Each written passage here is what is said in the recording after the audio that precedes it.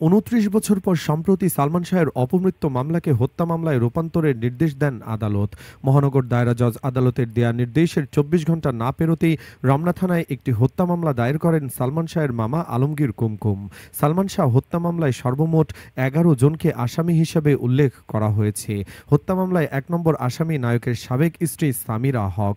তারপর থেকেই সামিরা নানান অজানা তথ্য সামনে আসতে শুরু করেছে। সামিরা হক প্রয়াত নায়ক সালমান শাহের মা নীলা চৌধুরীর খুব কাছের বান্ধবীর মেয়ে। পেশায় তিনি একজন বিউটি পার্লার ব্যবসায়ী। সামিরার বাবা জাতীয় দলের সাবেক উইকেট কিপার অধিনায়ক শরীফুল হক হীরা। মা থাইল্যান্ডের নাগরিক, চট্টগ্রামের বিউটি পার্লার ব্যবসায়ী লুসি। ১৯৯২ সালের ১২ই আগস্ট সালমান শাহের সাথে বিয়েতে বসেন সামিরা। বিয়ের পর সালমানের কিছু চলচ্চিত্রে তার পোশাক পরিকল্পনাকারী হিসেবে কাজ করেন। বিয়ের পর বেশ কিছু সময় ভালোভাবেই তাদের সংসার জীবন কাটছিল।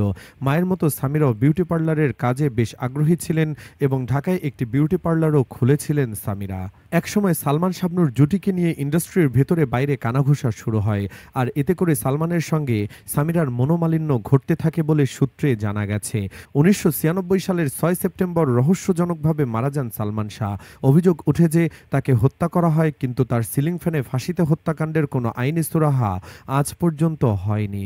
এরপর সালমানের মৃত্যু হলে তার মা নীলা চৌধুরী অভিযোগ করেন, সামিরার সঙ্গে বিতর্কিত ব্যবসায়ী আজিজ মোহাম্মদ ভাইয়ের অবৈধ সম্পর্ক গড়ে উঠেছিল এবং এ দুজনে মিলেই সালমানকে হত্যা করেছে। সে সময় সামিরাও পাল্টা অভিযোগ করেন, নীলা চৌধুরী আজিজ ভাই সহ অনেক পুরুষকে তার বাড়িতে নিয়ে আসতো এবং এটা নিয়ে সালমান ও তার বাবা নীলার উপর ক্ষুব্ধ ছিলেন। এছাড়া সামিরা পুরো ঘটনার জন্য সালমান শাবনূরের প্রেমকেও দায়ী করেন। এক পর্যায়ে একেবারে আড়ালে চলে যান সামিরা। সালমানের মৃত্যুর কয়েক বছর পর ব্যবসায়ী মুস্তাক ভয়েসকে বিয়ে করেন তিনি। দ্বিতীয় বিয়ের পর দেশ ছেড়ে চলে যান থাইল্যান্ড। সেখানে সামিরার নতুন সংসারে একটি ছেলে ও দুটি মেয়ে। তবে এই বিয়ে বিচ্ছেদ হয়ে যায় ২০২১ সালে।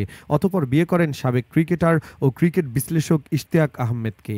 এর বাইরে ডনের সাথেও তার সম্পর্কের গুঞ্জন রয়েছে সে ৯০ দশক থেকেই।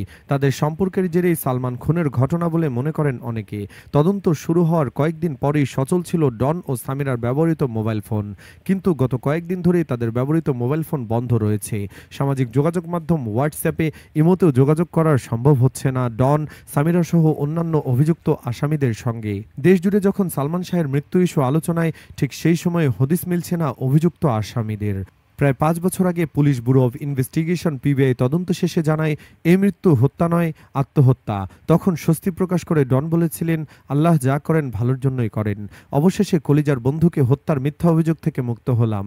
তবে নতুন করে মামলার তদন্তের নির্দেশের পর আবারও ডনের পুরনো এক সাক্ষাৎকার ভাইরাল হয়েছে। জনপ্রিয় উপস্থাপক শাহরিয়ার নাজিম জয়ের টক শো সেন্স অফ হিউমারে অংশ নিয়েছিলেন তিনি। সেখানে জয় সরাসরি প্রশ্ন করেন, সালমান ভাইয়ের আত্মহত্যার কারণ কে হতে পারেন? ওনার মা না স্ত্রী? ডন প্রথমে বিষয়টি এড়িয়ে গেলেও পরে স্পষ্টভাবে বলেন, তিনি সালমানের স্ত্রী সামিরা হকের মধ্যে কোনো দোষ দেখেননি। তার মতে সালমানের সঙ্গে সামিরার যেরকম প্রেম ছিল, আমি এমন প্রেম জীবনে দেখিনি। জয় আবারও জানতে চান, সামিরার কোনো দোষই ছিল না? ডন এ প্রশ্নের উত্তর দেন, আমি তো দেখিনি কোনো দোষ। এ সময় ডন আরও জানান, জীবনের শেষ দিকে সালমান শাহ ছিলেন মানসিকভাবে চরম অস্থির। তার ভাষায়, সালমান শাহ একজন সুপারস্টার হয়েও এত টাকা পয়সা, গাড়ি বাড়ি থাকা সত্ত্বেও কেন আত্মহত্যা করলেন? ৬-৭ মাস ধরে ওকে আমি কখনো স্থির দেখিনি। স্থিরভাবে বসে থাকা বা কথা বলার মতো অবস্থাতেও না। বন্ধুরা, আপনাদের কি মনে হয় এই ঘটনায় সামিরা কি জড়িত নয়? কমেন্টে জানাতে পারেন যে কোনো ভাবনা। আর অবশ্যই আমাদের এই নতুন চ্যানেলটিকে সাবস্ক্রাইব করুন। ধন্যবাদ।